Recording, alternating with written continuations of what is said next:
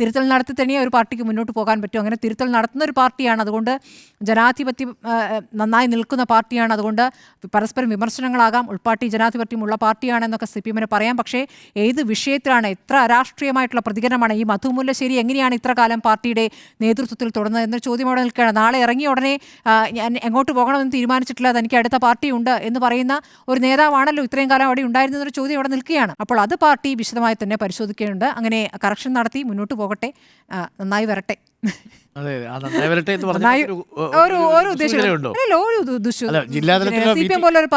Area committee കഴിഞ്ഞ് ജില്ലാ കമ്മിറ്റിയിലൊക്കെ എത്തുമ്പോൾ വിഭാഗീയത വരും, ഉറപ്പായിട്ടും വിഭാഗീയത ഉണ്ട് എന്നുള്ള കാര്യം നമ്മുടെ മുന്നിലെ യാഥാർത്ഥ്യമല്ല. ഇപ്പോൾ തിരുവല്ലയിൽ നടക്കുന്ന താഴെത്തട്ടിലെ തർക്കമല്ല, പ്രാദേശികമായി നിങ്ങൾ പ്രാദേശികമായി നിൽക്കുന്നെങ്കിൽ നല്ല കാര്യം.